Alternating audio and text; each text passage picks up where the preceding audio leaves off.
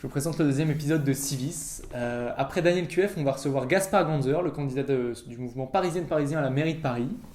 On va parler principalement de Paris, mais on va aussi parler d'écologie, on va parler de mouvements citoyens, on va parler de la place du citoyen dans la ville, la place du citoyen en politique.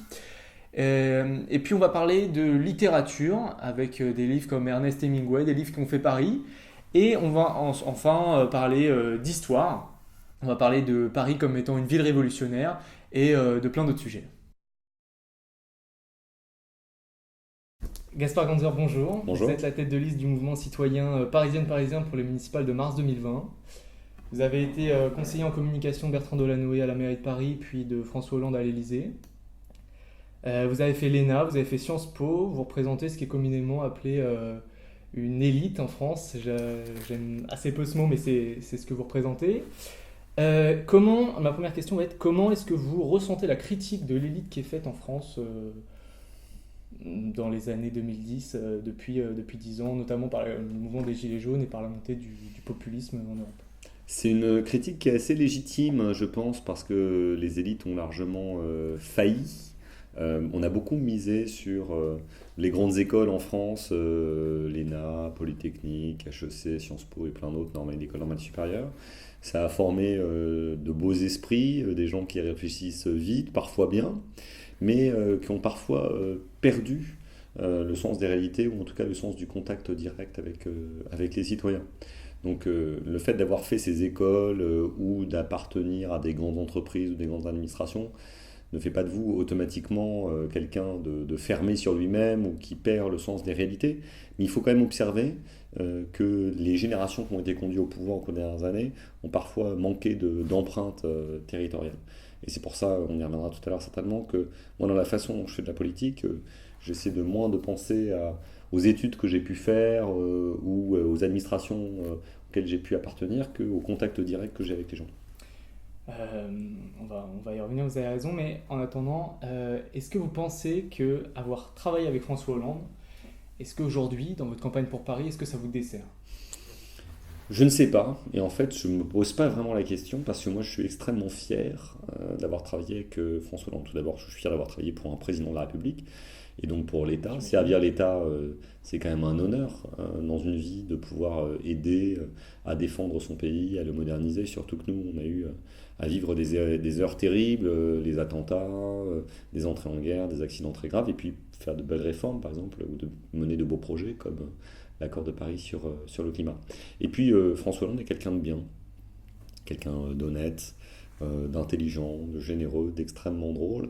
Et donc c'était un plaisir de travailler à ses côtés. Alors évidemment, il a commis des erreurs, qui n'en connaît pas. La déchéance de nationalité, certainement une partie de la loi travail, peut-être un manque de modernisation du Parti socialiste, etc. Mais ça n'efface pas l'honneur qui a été pour moi de le servir. Vous avez parlé de la loi travail. La loi travail et la déchéance de nationalité, c'est des critiques qui ont été très très fortes, qui ont été faites par la gauche, qui sont très très fortes et qui, toujours aujourd'hui, poussent des gens à avoir abandonné le terme de gauche. Vous dites toujours de gauche. Est-ce que vous pouvez définir la gauche et pourquoi est-ce que vous êtes toujours de gauche? Alors c'est vrai que je me sens toujours de gauche, ce qui n'était pas forcément évident pour moi, pour deux raisons. Tout d'abord parce que ma famille est de droite à la base, plutôt démocrate chrétienne, et d'autre part parce que ayant servi la gauche au pouvoir, j'aurais pu en être dégoûté. Mais je me considère toujours de gauche parce que dans les combats que je mène, je considère que ceux qui traditionnellement étaient menés par les sociodémocrates, la lutte contre les inégalités, la recherche d'une démocratie plus efficace, mais aussi la cause écologique, sont toujours centraux aujourd'hui. Alors ça ne m'empêche pas, sur certains sujets, d'essayer de conduire des opérations citoyennes, des rassemblements avec des personnes qui n'ont pas la même histoire que moi. Je peux faire de la politique au sens le plus noble du terme, avec des gens qui viennent du centrisme, qui viennent de la droite républicaine, qui viennent de l'écologie. Mais moi, en tout cas, je suis de gauche et c'est non négociable. D'accord, très bien. C'est tout à votre honneur. Euh, dans la, à gauche, en ce moment, il y a une critique qui est qui prend de plus en plus de place. Il n'y a plus que très peu de gens à gauche qui se mettent dans le cadre de la Cinquième République.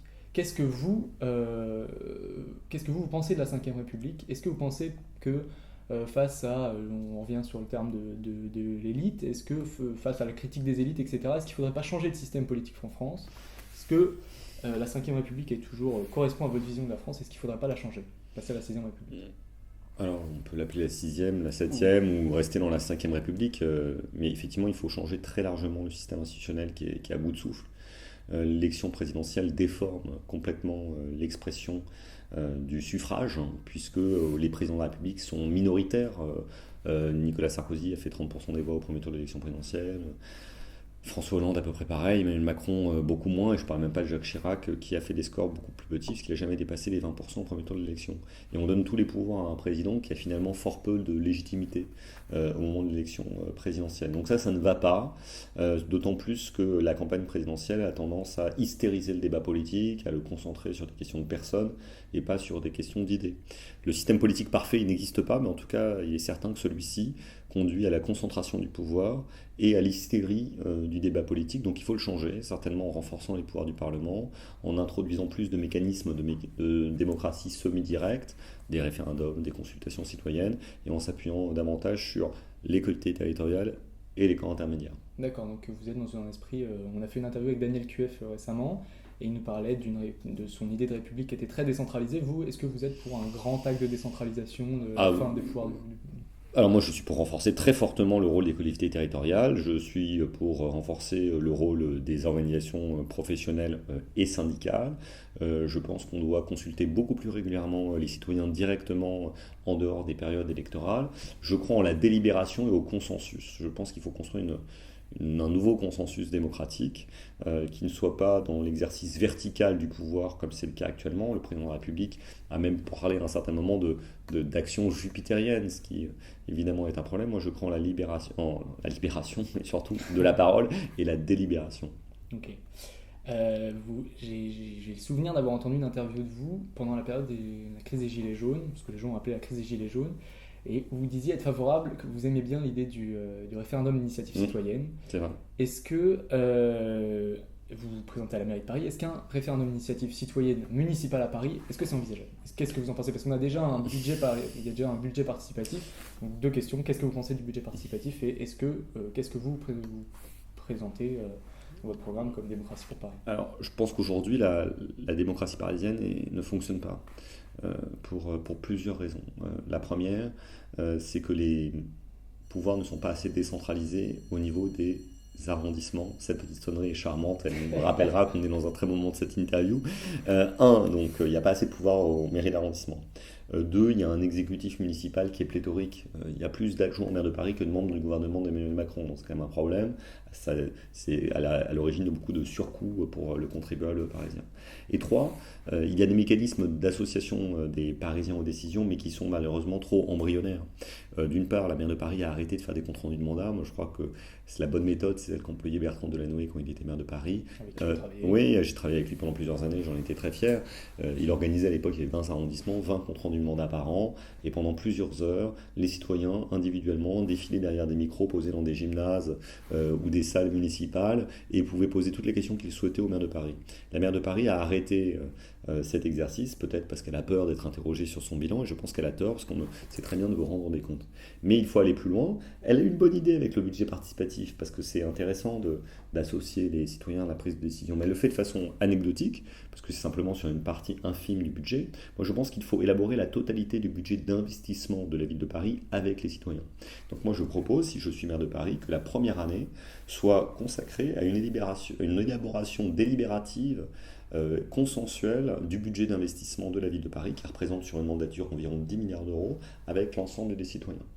Et enfin, je pense qu'il faut arrêter de faire délibérer les citoyens sur des sujets qui sont en réalité le cœur de la politique municipale, comme elle le fait à l'heure actuelle, alors que, en fait, pour mieux m'expliquer, je pense qu'aujourd'hui, elle se sert du budget participatif pour compenser les failles de sa propre politique municipale. Je m'explique.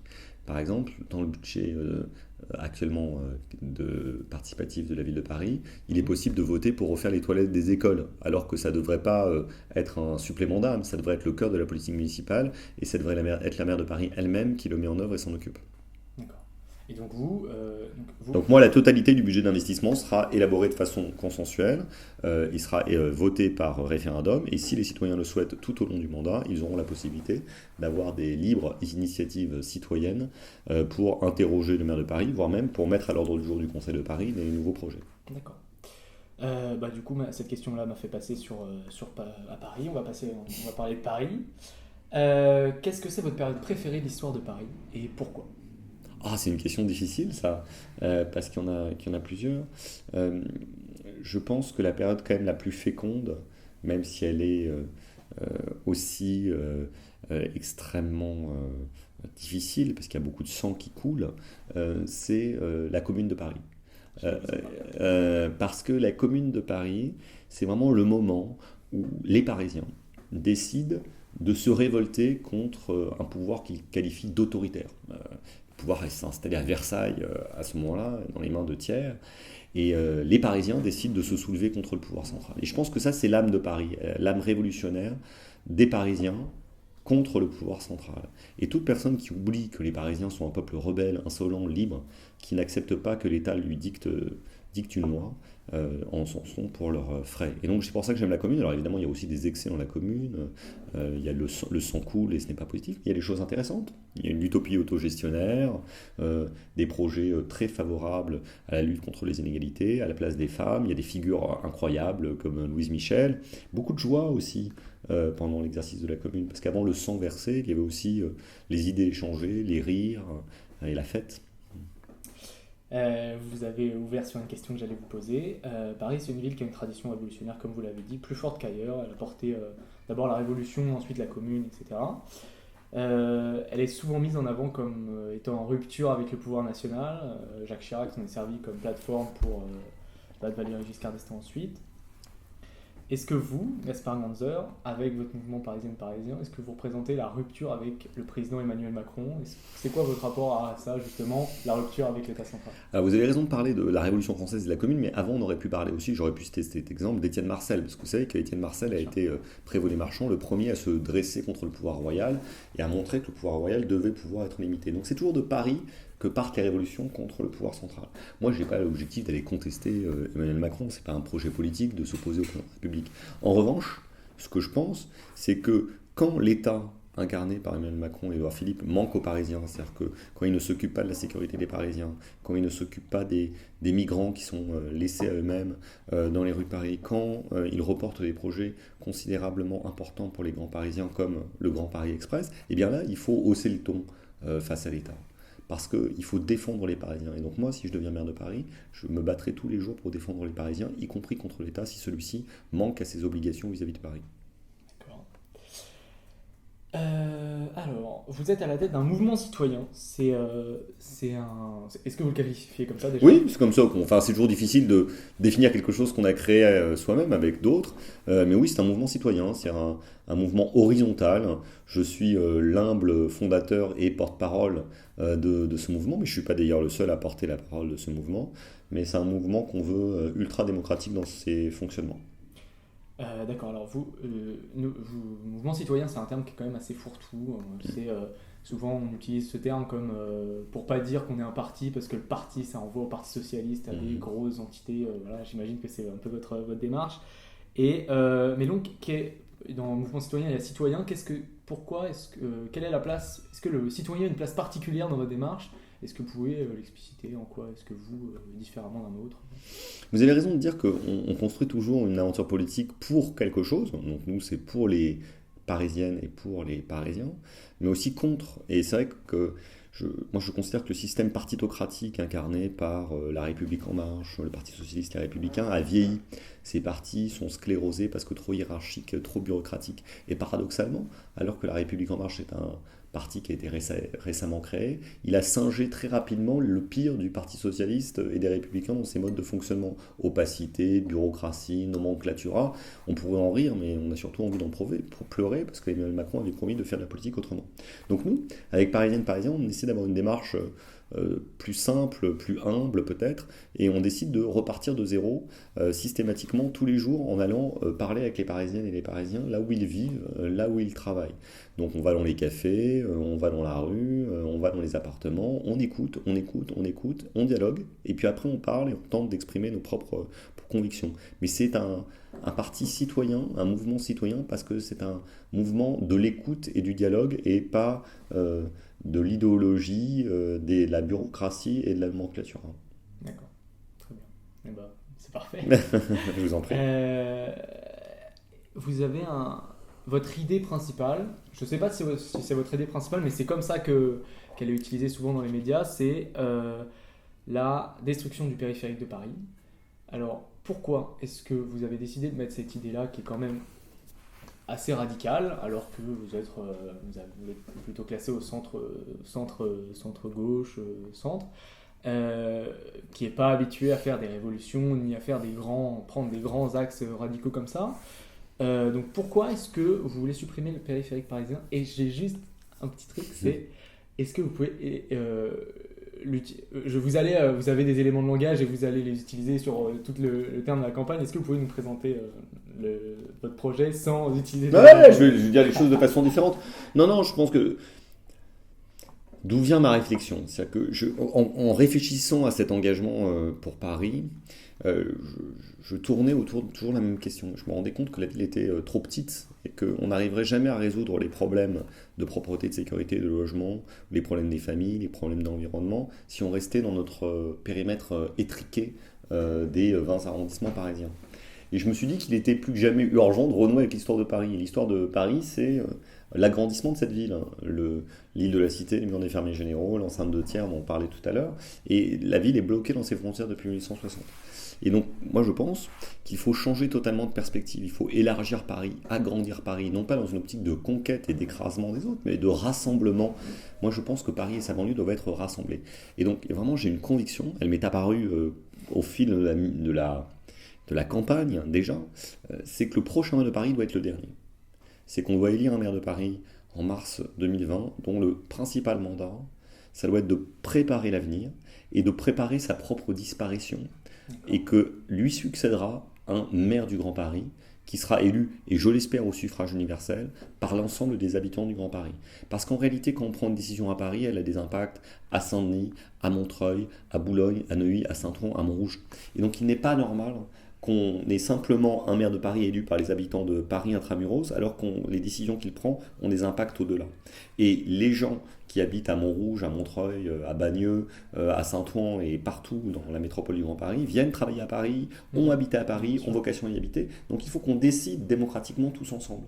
Et ça sera le grand chantier du prochain mandat, c'est de préparer cette transition entre la mairie de Paris et le Grand Paris. Et pour le faire, il faut accepter que les Parisiens partagent le pouvoir avec l'ensemble des habitants du Grand Paris. Et donc je pense qu'il faut du courage politique pour le faire, parce que ce n'est pas une idée facile à défendre, mais c'est celle que je défends. Et c'est ça qu'il y a derrière l'idée du périphérique. Si je veux supprimer le périphérique, ce n'est pas simplement parce qu'il est pollué, parce qu'il est moche, ou parce qu'il nous permettrait de récupérer de la place pour faire des espaces verts, ou des logements ou des services publics. C'est parce qu'en fait, plus fondamentalement, je pense que tant qu'on aura le périphérique, on ne pourra pas construire le Grand Paris. Donc pour construire le Grand Paris, il faut supprimer le périphérique. D'accord. Alors, j'ai deux questions par rapport à ça. La première, c'est si on agrandit Paris, où est-ce qu'on s'arrête? Ça, c'est une question dont il faut débattre. Il y a plusieurs façons de le voir. Certains pensent que le Grand Paris, c'est la région de France. Je ne le pense pas, parce que dans la région de France, il y a aussi des terres agricoles, et puis c'est vraiment très large. Donc je pense que le bon périmètre, c'est l'aire urbaine, c'est-à-dire là où il y a une continuité urbaine. Ça correspond à ce qui est aujourd'hui ce qu'on appelle la métropole du Grand Paris. Je pense que ça n'a pas de sens que les champs de Seine-et-Marne soient inclus dans la métropole du Grand Paris, dans le Grand Paris. En revanche, que toute la zone dense, Bobigny, Saint-Denis, Saint-Ouen, Bagneux, Montrouge soit dedans, et peut-être les aéroports aussi, ça a du sens. Ok. Alors, est-ce que ensuite j'imagine que si vous êtes élu maire, vous présenterez à la mairie du Grand Paris ensuite. Donc, est-ce que vous avez un avis sur des projets qui sont sur deux projets, la privatisation de l'aéroport de Paris et le projet Europa City? Est-ce que vous pouvez me donner votre avis sur ces deux projets-là qui sont en frontière de Paris, mais du coup... Ça va être rapide et peut-être un peu brutal.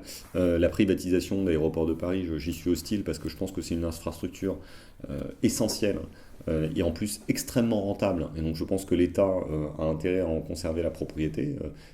Tant pour des raisons de souveraineté et de sécurité que pour des raisons économiques, parce que c'est quand même dommage de se priver de quelque chose qui est bénéficiaire. Et d'autre part, pour Opacity, je suis contre ce projet, parce que je considère que quand on a des terres rares, des terres agricoles, même si tout le monde cherche le développement économique et c'est positif, il faut les conserver et les préserver, parce que ce qui nous manque aujourd'hui, c'est des espaces verts, des terres qui sont cultivables, qui sont développables pour l'alimentation, pour la biodiversité. Ce qui nous manque, ce n'est pas des centres commerciaux géants, surtout à l'époque d'Amazon et du commerce numérique. Alors, et ma deuxième question par rapport au périphérique, c'était, le périphérique, c'est quand même l'endroit... Vous voulez agrandir Paris, mais l'idée de supprimer le périphérique, ça renvoie un petit peu à l'idée de on agrandit Paris, on coupe la séparation de Paris, mais un peu contre ceux qui utilisent leur voiture pour venir dans Paris. C'est quoi votre solution par rapport à ça? Comment est-ce qu'on fait pour que les travailleurs dont vous avez parlé, qui habitent en banlieue mais qui viennent travailler à Paris, ils puissent continuer à venir travailler à Paris? Alors, il faut d'abord choisir la bonne méthode pour transformer et détruire le périphérique. La bonne méthode, c'est de se donner le temps pour le faire. Donc, c'est pour ça qu'on propose de le faire en 15 ans. La bonne méthode, c'est de vraiment avoir une concertation avec l'ensemble des communes voisines de Paris. La bonne méthode, c'est aussi de consulter les Grands Parisiens et tous les habitants du Grand Paris. Donc moi, je propose, au bout de 3 ans, en 2023, d'organiser un grand référendum sur la transformation du périphérique qui concernerait tous les habitants du Grand Paris, donc de les associer. Et puis après, en termes de méthode et de transformation du périph', il faut le faire tronçon par tronçon, progressivement, pour permettre aux alternatives en matière de transport de se développer. Il y en a une qui est déjà en cours de réalisation, qui est le Grand Paris Express. C'est ce métro qui permet de faire le tour de Paris, mais il faut en inventer d'autres. On peut imaginer d'autres lignes de tram, d'autres lignes de bus. Moi, je propose aussi la création d'un Vaporetto parisien, qui serait un bateau de transport de voyageurs qui irait peut-être de la Défense jusqu'à Créteil, parce qu'il n'y a pas de raison qu'on n'utilise pas le transport fluvial. Et puis après, demain, il y aura des innovations technologiques qui nous offriront d'autres solutions, comme le véhicule autonome. Mais ne nous interdisons pas de faire évoluer le périmètre de la ville et les mobilités. On est à l'heure d'une révolution numérique, d'une révolution industrielle qui nous offre plein de possibilités. Donc restons pas bloqués dans des infrastructures du XXe siècle. D'accord. Alors maintenant, je vais passer un petit peu à l'écologie, parce que je sais que vous avez fait alliance avec Isabelle Saporta, oui, qui est une grande militante écolo, oui, connue pour ça, qui a écrit plusieurs livres. Est-ce que c'est pour montrer... est-ce que vous êtes converti à l'écologie dans l'idée de devenir maire de Paris, ou alors c'est vraiment une conviction profonde qui résulte d'une réflexion longue comme sur le périphérique? Vous savez, les convictions politiques, elles se forgent avec le temps.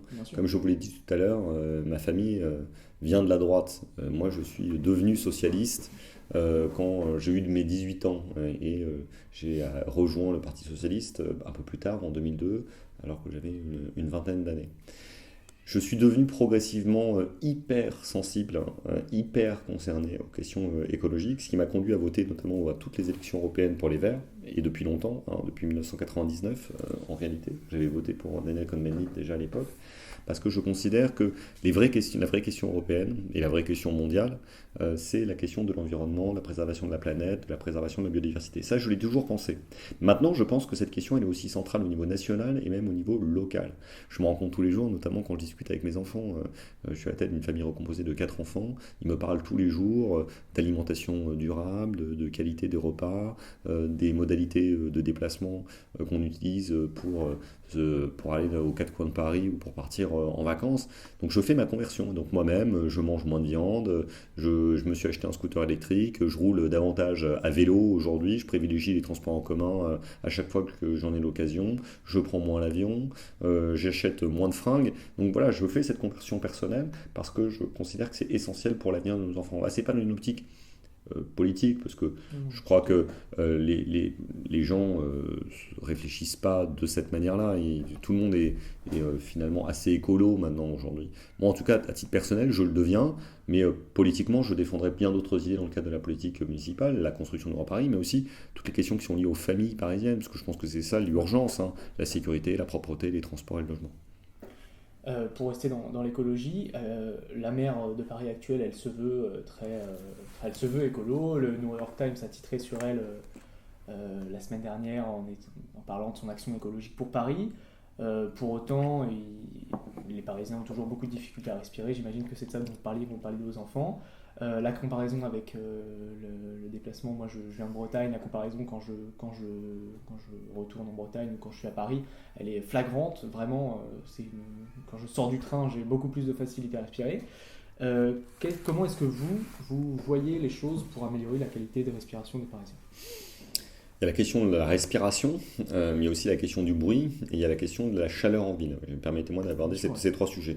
La question de la respiration, malheureusement, la situation s'est empirée à Paris depuis qu'Anne Hidalgo est maire de Paris, parce qu'en fait, les choix qu'elle a faits ont conduit à davantage de congestion et donc davantage de pollution. Des endroits qui sont ultra pollués à Paris qui ne l'étaient pas auparavant, la rue vers Saint-Méry, dans le centre de Paris, boulevard Saint-Germain, porte de Montreuil, porte de Bagnolet, porte Maillot, parce qu'il y a trop de congestion automobile et donc beaucoup plus de pollution. Donc je pense que si on veut réduire durablement la pollution, il faut être dans l'écologie positive, développer les transports publics propres, le métro, le bus. Ça me semble être la priorité. Donc moi, en matière de déplacement, je privilégierais l'investissement en faveur du métro, du tram et du bus, parce que ça, je pense que c'est le plus important. Il faut le faire avec la région. Pour lutter contre la pollution sonore, de la même manière, je favoriserai la conversion évidemment au vélo, il y a déjà beaucoup de choses qui ont été faites, mais aussi à la propulsion électrique, scooter électrique, voiture électrique. C'est dommage que Vélib fonctionne moins bien, même si on avait imaginé la propulsion électrique pour Vélib, et surtout qu'il n'y ait plus d'Autolib, parce que c'était aussi beaucoup plus acceptable en matière de pollution sonore. Et puis enfin, il y a la question de la température de la ville. L'été dernier, on a vécu 3 épisodes caniculaires, on a à plusieurs reprises dépassé les 40 degrés, je crois qu'il y a même un jour, il a fait 45 degrés à Paris, ce qui est inimaginable. Pourquoi ? Parce qu'au cours des dernières années, on n'a pas pris les bonnes décisions en matière de verdissement de la ville, de construction des espaces verts, d'introduction de davantage d'espaces de respiration. La ville est trop dense par certains endroits, trop bitumée, il y a trop de cailloux, il y a trop de goudron. Et donc je crois qu'il faut faire sauter le béton, il faut dégoudronner. Moi je propose que 10% des voies parisiennes soient à terme transformées en jardins publics ou en espaces de biodiversité. D'accord, alors comment on fait ça ? Parce que vous avez parlé de temps long, mais 10% c'est gigantesque. 10% ça fait 600 voies, ouais. Il faut que ça soit évidemment, je ne propose pas de transformer l'avenue de l'Opéra en prairie, mais en revanche, il y a plein de petites rues qui sont peu empruntées par les voitures, qu'on pourrait transformer en espace vert. La rue dans laquelle j'ai grandi quand j'étais petit, la rue Boussicot, on pourrait tout à fait en faire un jardin public, par exemple. La rue Sarrazate, chantée par Aznavour, c'est la même chose.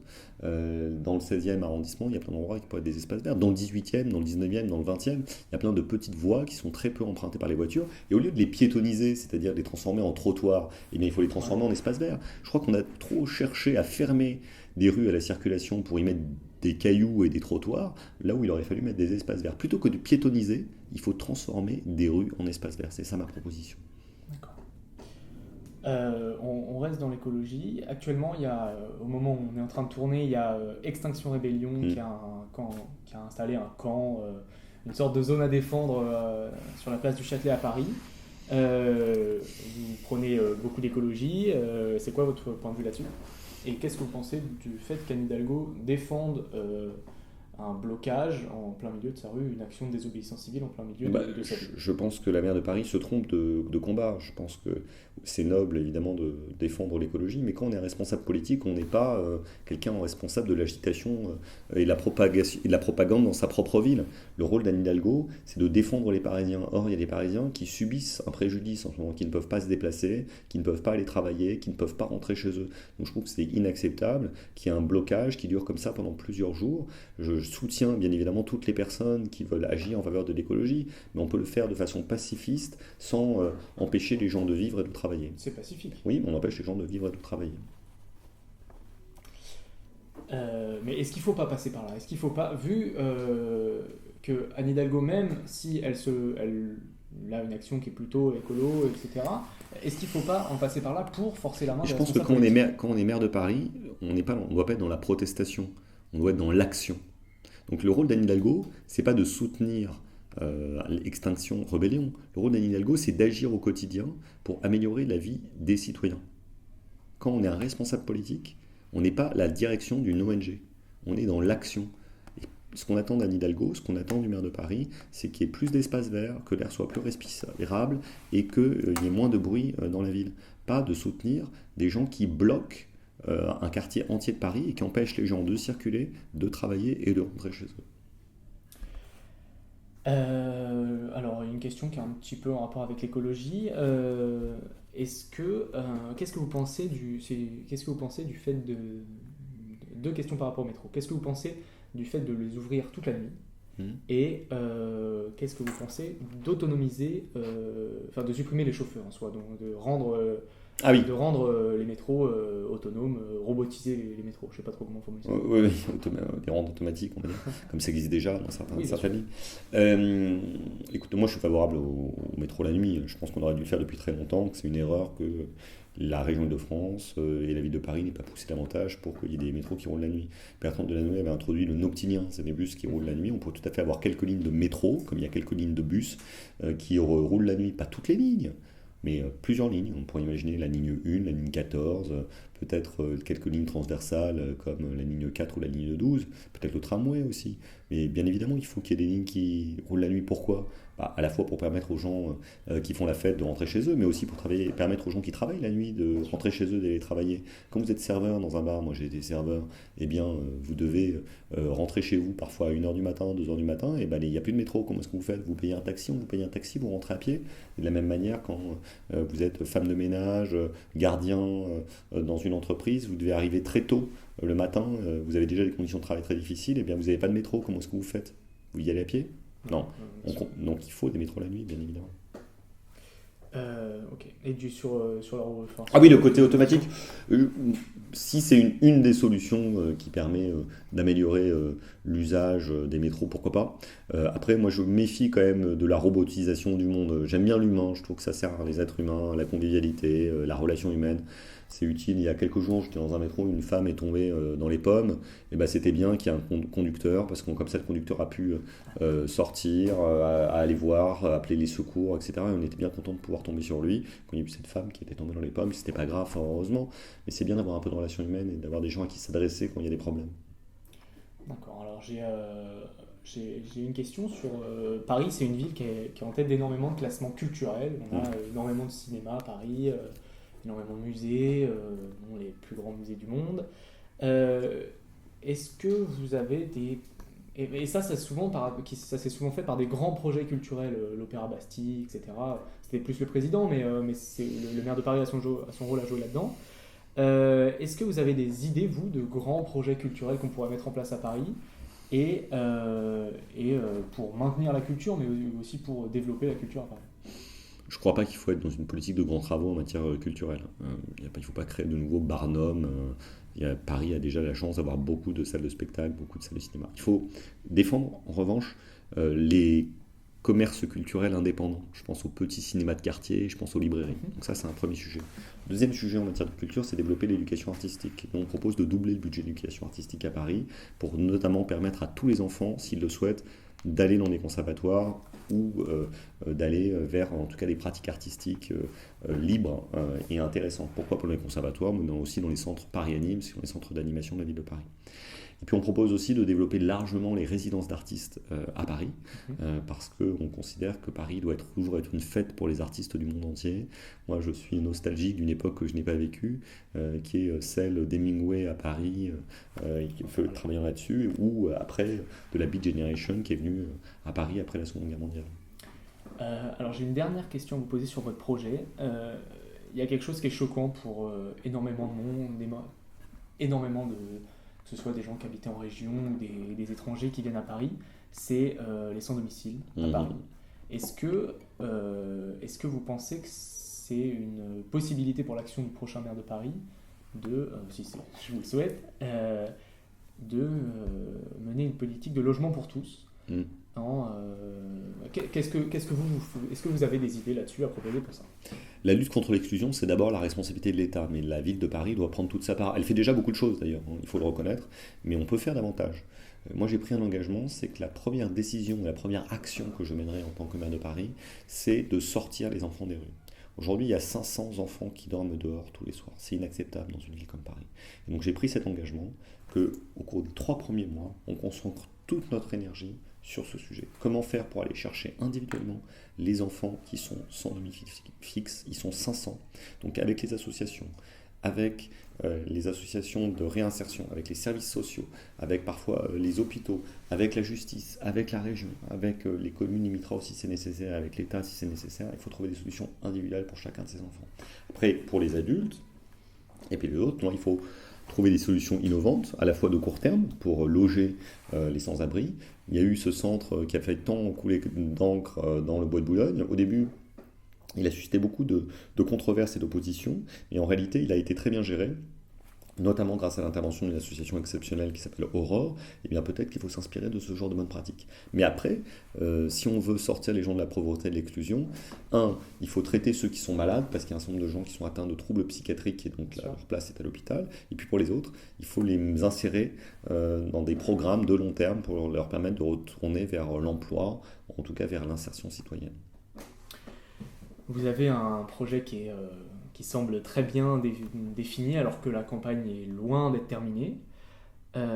Pour autant, vous êtes alors je ne sais pas si vous y intéressez forcément, mais ça reste toujours un bon indicateur, vous êtes à 1% dans les sondages. Est-ce que vous croyez véritablement à votre victoire, ou alors vous apportez des idées nouvelles, etc. Donc est-ce que, et c'est le cas de beaucoup de monde fait ça, se présente pour porter des idées, mais sans forcément croire beaucoup à sa victoire.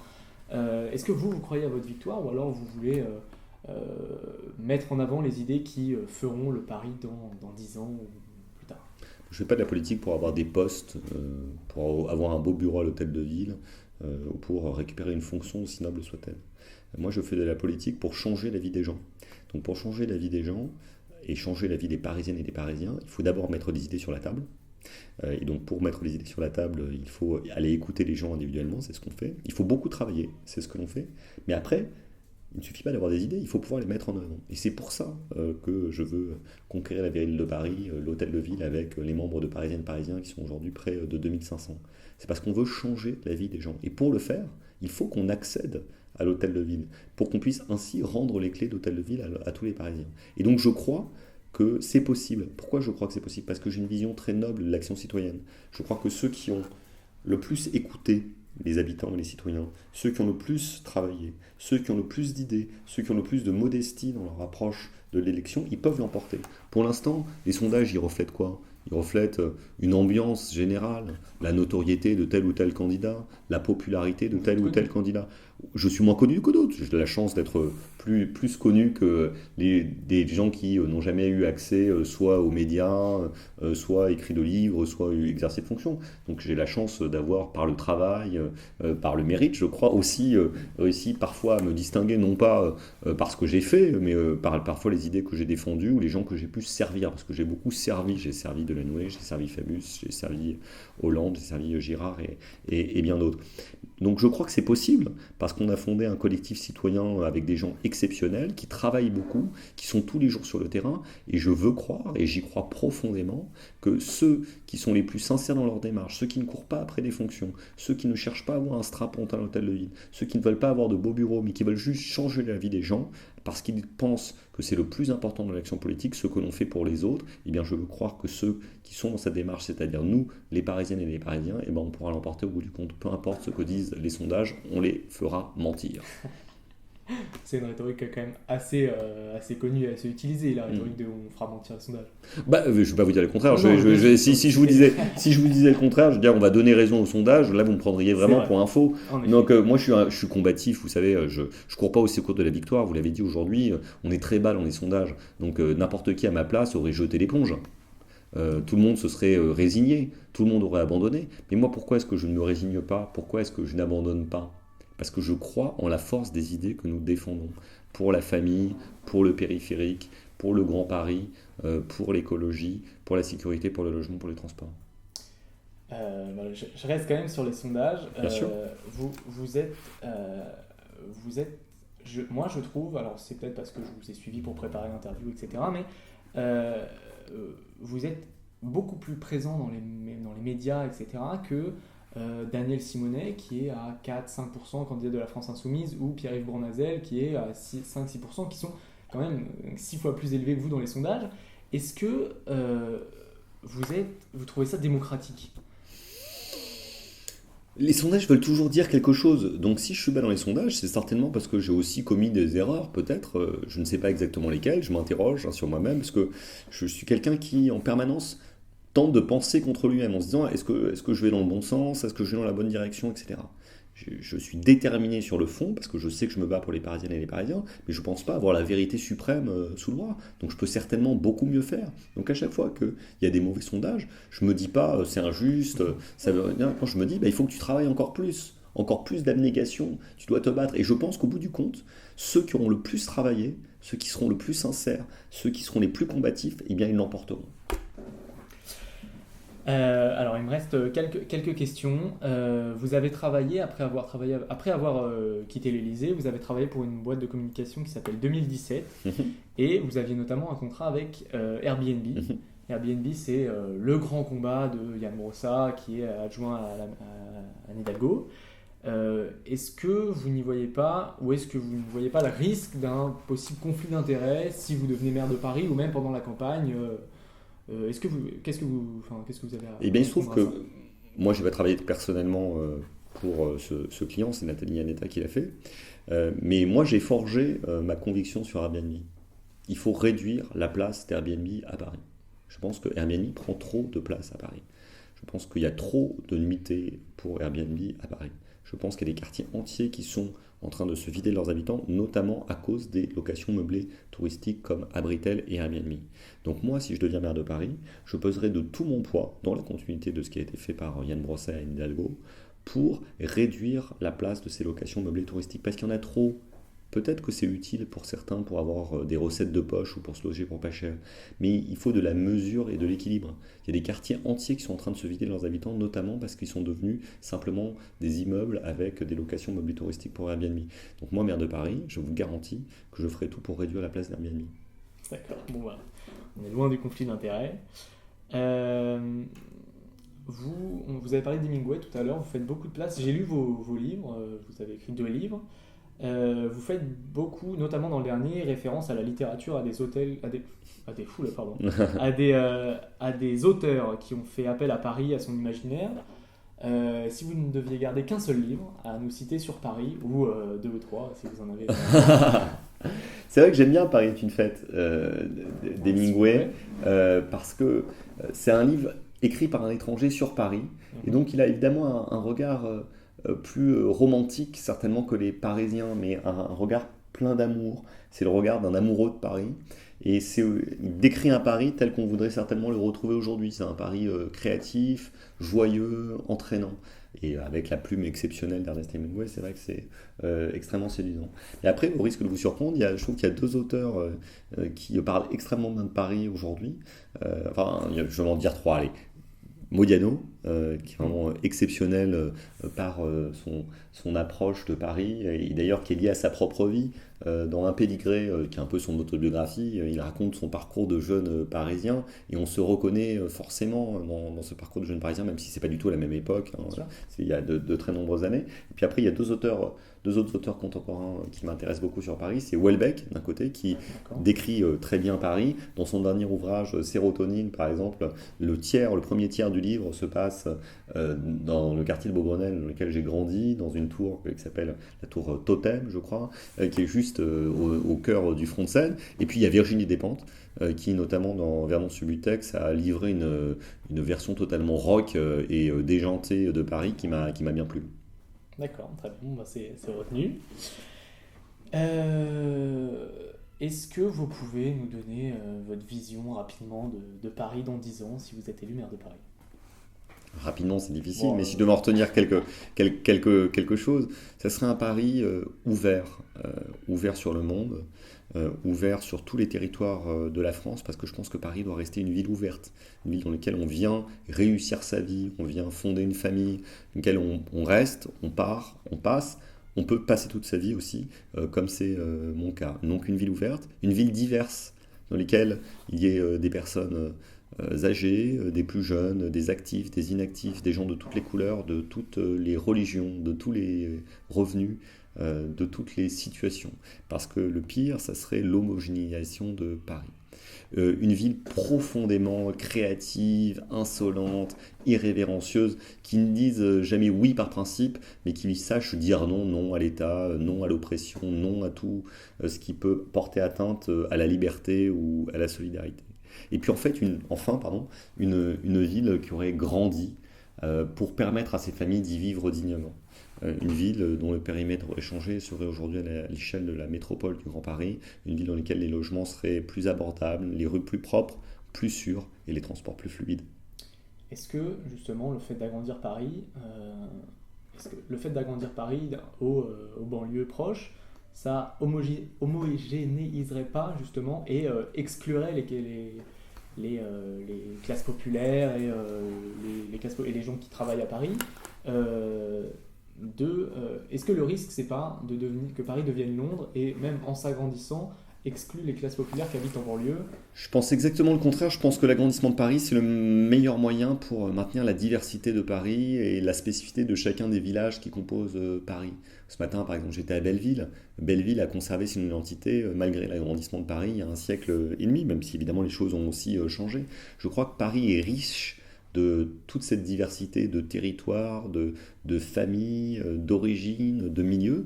Et je pense que justement, en agrandissant Paris, on retrouvera de l'air et de l'espace pour que chacun puisse vivre dans sa diversité, dans cette grande métropole du Grand Paris. Je pense que justement, c'est l'agrandissement de Paris qui permettra à la petite échelle de maintenir la diversité des quartiers parisiens. Très bien. Alors j'ai une dernière question. Allez-y. Est-ce que vous êtes formé politiquement sur du long terme, on en a parlé. Est-ce que vous pouvez nous dire si c'était par le biais de lecture, de rencontres, et est-ce que vous avez des conseils pour participer à la formation politique citoyenne des citoyens, des jeunes comme moi, comme tous les jeunes de Paris, mais pas que de Paris? Est-ce que vous avez des conseils de lecture ou je sais pas, comment est-ce que vous avez fait pour vous former politiquement, et est-ce que vous avez des conseils pour les jeunes générations? Moi, mes parents ne sont pas du tout dans la politique. Ma mère est médecin, mon père est ostéopathe. Et dans ma famille, on a plutôt tendance à faire des sciences et aller passer des concours comme l'internat pour aller soigner les gens plutôt qu'à faire de la politique. Donc, je me suis intéressé à la politique sans y avoir de prédestination familiale. Et je le dois certainement aux professeurs que j'ai rencontrés au lycée. J'étais à un lycée dans le 15e qui s'appelle le lycée Louis Armand, qui est un lycée plutôt on va dire faible ou mauvais, on va dire, mais j'y avais des profs exceptionnels qui m'ont intéressé à la sociologie, qui m'ont intéressé à l'histoire, qui m'ont intéressé à la littérature.